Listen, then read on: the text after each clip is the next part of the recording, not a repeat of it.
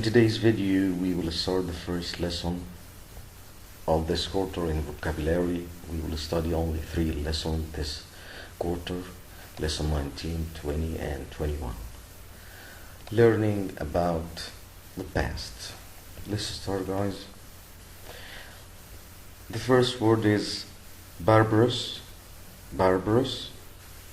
I'm gonna read now the context and try to guess the meaning through the context.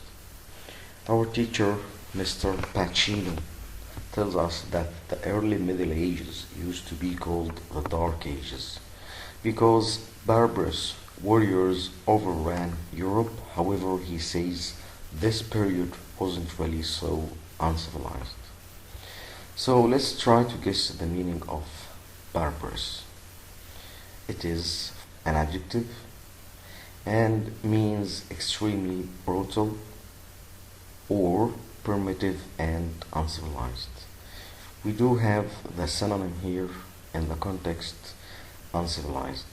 Also, it has another meaning like cruel, brutal, barbaric, primitive, heathen, vicious, savage, all these meanings. Era.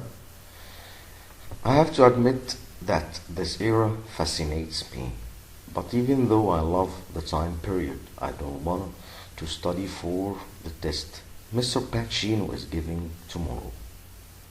What does it mean, era? It is a noun and means a long and distinct period of history. Synonyms: age, period, and time. So era, noun, and means certain period or certain time. Third word is monarchy. Monarchy. We are supposed to know something about the form of government in Europe at the time. In the Middle Ages, European nations were monarchies ruled by kings and queens. Also, it is a noun. Means government or state headed by a king or a queen. With other way, we can say it is kingdom or sovereign state. The fourth word is tyrant. It is customary to think of kings and queens in the Middle Ages as tyrants, but those leaders weren't always cruel and unfair. Also, it is a noun, a person who uses his power in a cruel, overbearing manner. We can say it is dictator, despot, or autocrat. Fifth word, baron. Baron. One type of a person we learned about is the baron. A baron ranked lower than a king or queen but still had a lot of power. It is a noun, means nobleman or a man of a great power, owner, landlord, or boss. Serf. Serfs were low-ranking and spent their lives working on the land. Serf. A person who is bound in servitude, forced to work a master's land. Slave. Servant. Number 7. Fortress. We are supposed to be able to explain how a castle could be used as a fortress. Within the castle wall protect themselves from outside enemies.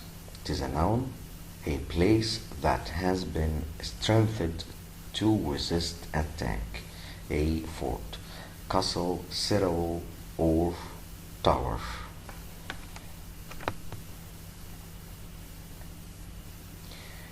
Grandeur. Castles in the Middle Ages were cold, drafty, and dirty, yet they did have a sort of grandeur. From the pictures of them in our textbook, I can tell that they were quite majestic. Splendor, majesty, greatness, and it is adjective, of course, because you know, guys, I love Ferrari so much, and for me, grandeur is really Ferrari car. Number 9, proclamation. Proclamation. Sometimes I daydream that I issue from my castle a proclamation that changes the world. Could any official announcement really do that, I wonder? Proclamation is a noun, means official announcement. Official announcement. The last word, pageant. Pageant. We are also supposed to understand the purpose of the pageants, which sometimes consist of weeks of feasts, plays, and contests. What does it mean, pageants? It's a noun. A spectacular exhibition, show, or parade, kind of detailed drama, often staged outdoors. Guys, this word most of the time used to describe this competitions of Miss any country. We can say pageant in the USA means this competition of the pretty ladies who with the prettiest and so on. Let's go now to the first exercise.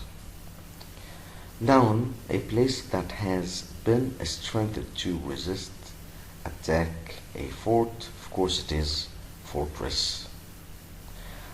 A period of time noted for certain characteristics or measured from some key event, it is era.